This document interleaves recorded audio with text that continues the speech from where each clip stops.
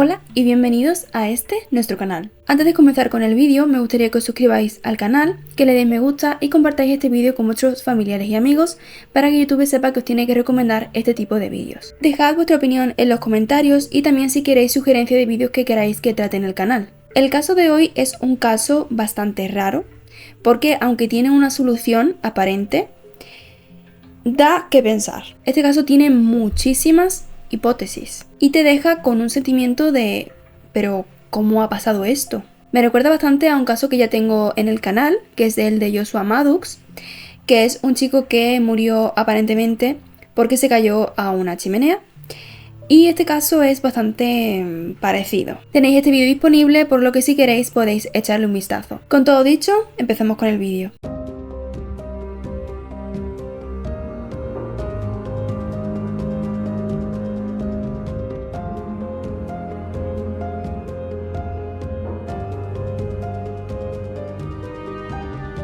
Vamos a hablar del protagonista de esta historia, que es un chico de 17 años, Kendrick Johnson, que nació el 10 de octubre de 1995 en Georgia. Sus padres son Kenneth y Jacqueline y es el más pequeño de sus hermanos. Kendrick era descrito como un chico muy risueño, muy respetuoso, muy responsable y muy bueno en los deportes, concretamente en el básquet. Por ello, porque era bastante bueno, estaba en el equipo de básquet del instituto. Era muy buen estudiante y todo el mundo, los profesores, sus padres, todos, decían que si él quería optar a una universidad, que lo iba a conseguir. Me refiero a que si él hubiese elegido cualquier universidad por preferencia, lo hubiera conseguido. Nos vamos a situar en el día 10 de enero de 2013. Este día ya habían aparentemente acabado las clases, pero Kendrick no había llegado todavía a casa. Por cierto, las clases terminaban sobre las 2:30, 3, y bueno, esto no era raro para la madre de Kendrick porque él solía quedarse después de clase para entrenar un poco. Pero claro, eso de entrenar un poco es a cierta hora, pero no hasta las 10 de la noche. A las 10 de la noche la madre de Kendrick, se preocupa porque su hijo no ha llegado todavía a casa. Tenemos en cuenta que las 10 de la noche en España no es la misma situación en Estados Unidos. Ya en Estados Unidos es bastante tarde. En un principio Jacqueline pensó a ver si el entrenamiento se ha, alargado bastantes horas más y por eso Kendrick no vuelve a casa. Pero es bastante raro. Por lo que voy a ir al instituto a ver qué pasa. Pero cuando ella llega al instituto, se ve con que el instituto está totalmente cerrado y que no hay ni Peter, es decir, que no hay nadie. Ella llama a la policía y aquí la policía siempre dice lo primero, que bueno, estará, no te preocupes porque estará con algún amigo, con alguna chavalita y bueno, por eso no ha llegado a casa. Pero la madre de Kendrick le dijo, a ver, es que mi hijo no hace eso, es decir, él no se va a ningún sitio sin decirme dónde va, ¿no? Y vamos, que además que no se iría sin avisarme. Pero la policía parecía que no quería trabajar y pues no le echaron cuenta. A ver, matizo, no es que no le echaran cuenta, sino que no se lo tomaron en serio. Los padres estuvieron toda la noche llamando a amigos y familiares para buscar apoyo y el día 11 de enero, es decir, el día siguiente a la desaparición de Kendrick, la madre fue al instituto para repartir flyers de esto de papeles con la foto de su hijo y un teléfono de contacto por si alguien veía a su hijo, pues que la llamase. Habló con todos los profesores y amigos, ¿no? y compañeros de clase y nadie sabía nada. Pero los profesores dijeron que él había faltado a sus últimas clases. Esto va a ser muy importante que tengáis en cuenta. Mientras Jacqueline está dando los papeles a todo el mundo, preguntando por su hijo, un grupo de alumnos pues tiene clase en el gimnasio. Este instituto tenía dos gimnasios, uno más antiguo y otro pues con instalaciones más nuevas. Van este grupo de alumnos a la clase en el gimnasio antiguo, por así decirlo, pero es que este gimnasio era un gimnasio normal, tenía sus canastas de baloncesto, donde probablemente Kendrick hacía sus entrenamientos junto con sus compañeros y también tenía rollos gigantes de colchonetas o tatamis. Os voy a poner fotos y ustedes me decís porque yo no tengo ni idea de esto. Estos rollos, mientras que no se utilizaban, los alumnos lo que hacían es dejar sus pertenencias al lado de este. Lo típico de, pues, vengo con zapatillas normales de salir y me voy a poner a entrenar, pues me pongo los zapatos de deporte, ¿no? O vengo de una clase súper apurado y no me da tiempo a meter la mochila en la taquilla y la dejo al lado de los rollos. Bueno, pues eso hace precisamente una alumna, deja sus pertenencias allí, pero cuando lo va a dejar ve que de un rollo sobresale unos calcetines, a lo que ella se queda como, ¿y estos calcetines? Ella se acerca y es cuando ve que no son unos calcetines, sino que es los calcetines de una persona, es decir, una persona está metida en ese rollo gigante.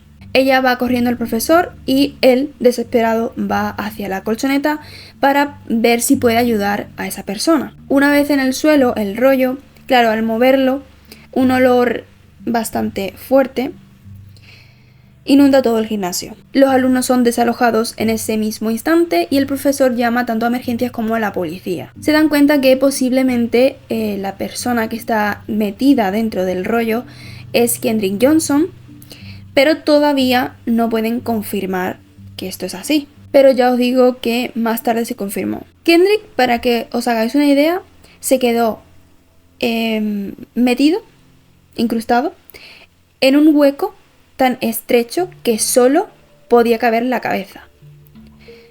Y diréis, ¿y cómo se metió todo el cuerpo? Porque estaba metido todo el cuerpo en un agujero diminuto.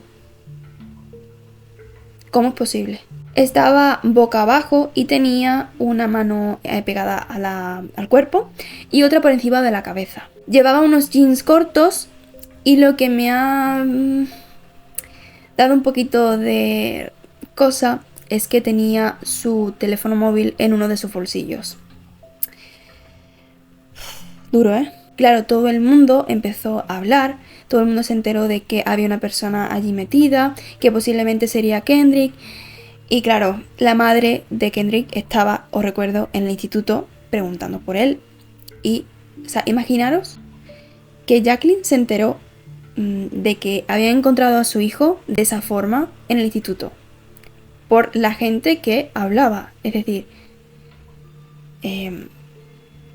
no fue hasta las 8 de la tarde que se certificó que realmente el cuerpo encontrado era el de Kendrick. La policía le dijo entonces a la familia que probablemente Kendrick habría perdido la vida sobre las 2 de la tarde del día anterior. A ver, Kendrick fue encontrado boca abajo, como he dicho, pero es que, cuando se cayó hacia abajo, él pues intentaría forcejear, ¿no? Y de estas que se quitó los zapatos, por eso la chica vio que había unos calcetines. Y esos zapatos, por la ley de gravedad, se cayó también al hueco.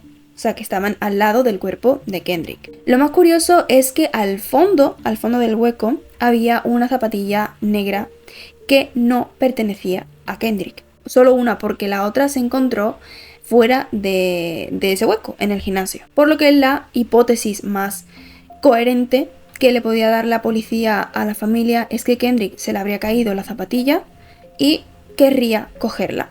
Desgraciadamente así sería como él se introduce y se queda atrapado.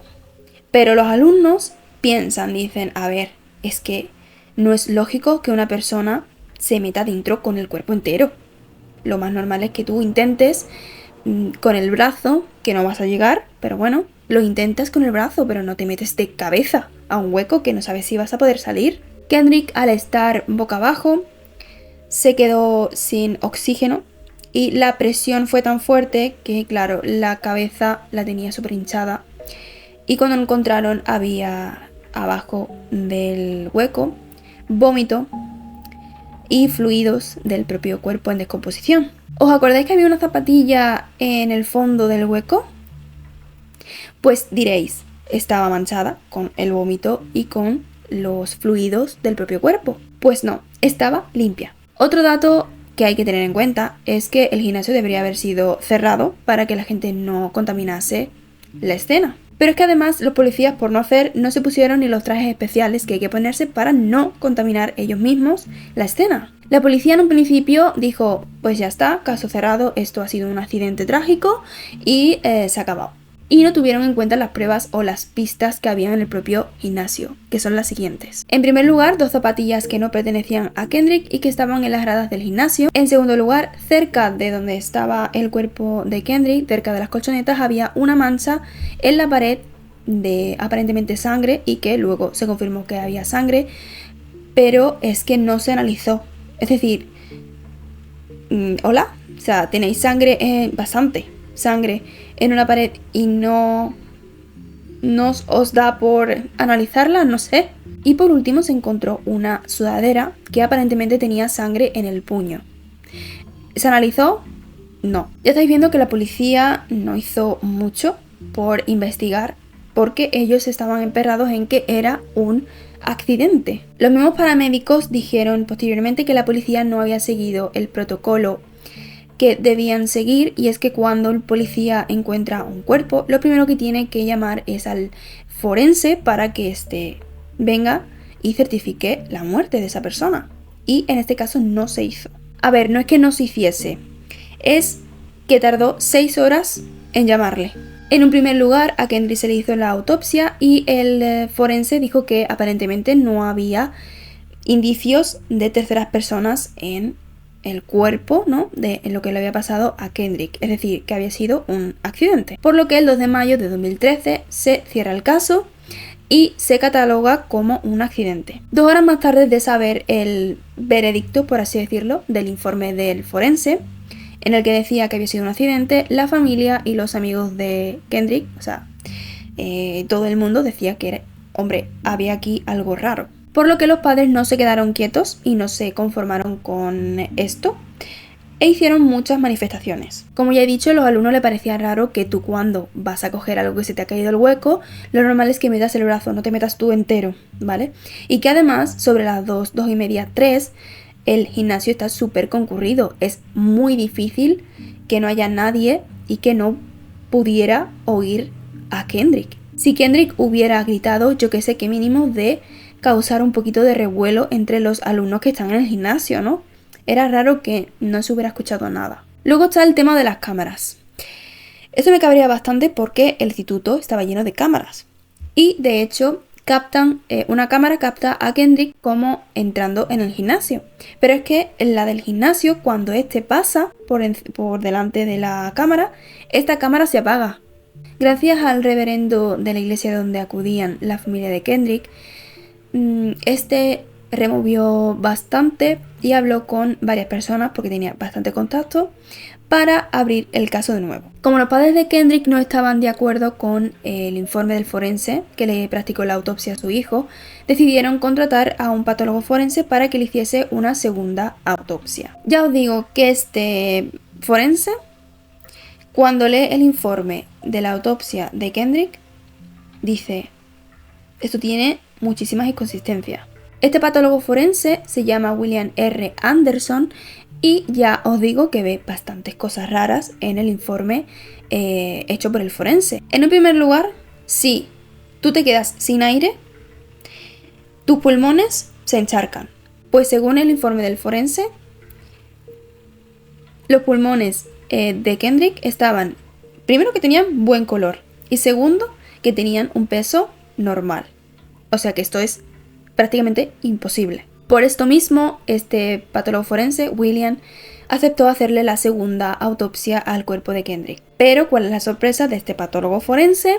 Que cuando va a abrir el cuerpo de Kendrick, se encuentra con que no tiene órganos y que en su lugar hay papel de periódico. O sea, el primer forense se había deshecho de los órganos de Kendrick sin autorización de los padres. Aparte de esto, que esto es una catástrofe, William se da cuenta de que Kendrick tiene ¿cómo se dice? Como si lo hubieran pegado en el costado. Y esto lo certifican los paramédicos que asistieron a Kendrick. Y esto no estaba puesto en el informe forense primero, ¿eh? Este caso se hizo realmente mediático en Georgia y, como no, los políticos de turno se quisieron hacer notar con: bueno, vamos a intentar que este caso se abra porque esto hay que darle justicia a este chico, etcétera, etcétera. Como para, yo qué sé, ayudar a los padres en el sentido de ánimo, pero palabrería pura. El caso finalmente se abre, pero no por estos políticos, sino porque la familia hace realmente una piña y van a tope. Y se logra analizar el tema de las cámaras. El tema de las cámaras es, es muy importante porque se mandan las grabaciones de las cámaras a un experto en cámaras. Y este dice que resulta que la cámara no está sincronizada con la hora. ¿Os acordáis que dije que los profesores le habían dicho a la madre de Kendrick que había faltado las últimas horas? ¿Cómo es posible que haya faltado a las últimas horas si él ya, como mucho, habría faltado a una? Porque se había encontrado sobre las 2. Y el instituto cerraba las clases, terminaba las clases sobre las 3. ¿Cómo era posible? Pues resulta que no coincidían las horas con la imagen y Kendrick habría muerto entonces sobre la 1 de la tarde. Por eso se había perdido las 2 últimas horas. Pero incluso con esto, sabiendo esto, el caso de Kendrick se volvió a cerrar porque era un accidente. Aparte de esto, se supo que a Kendrick le hacían bullying en el instituto. En concreto 3 chicos, que ahora os diré quién son. Y Jacqueline denunció al instituto porque según ella no habían tenido en cuenta esto del bullying y que cómo podría haber muerto su hijo dentro de las instalaciones de su instituto, ¿no? Sin tener ningún control. Además que parecía que el instituto no quería saber nada de la muerte de Kendrick, como que, pues ha muerto y se ha acabado. Según ella, no trataron el caso de su hijo con la delicadeza y con vamos a ayudar en todo lo posible. Nada, era como si se desentendía del tema. Pero el instituto hizo una contrademanda contra la familia de Kendrick. Los abusones de Kendrick eran 3 y 2 de ellos eran hermanos. Eran Brandon y Brian Bells y Ryan Hals. Y según el instituto, estos 3 chicos no estaban en el instituto el 10 de enero. Qué casualidad, ¿no? O sea, dando a entender que estos 3 chicos, aunque fuesen los abusones de Kendrick en otro momento, pues resulta que ese día no estaban y que no podrían haberle hecho nada a Kendrick. Este caso perdió popularidad debido a las acciones de los padres de Kendrick, que cegados por el dolor empezaron a buscarse problemas por molestar a los funcionarios del juzgado.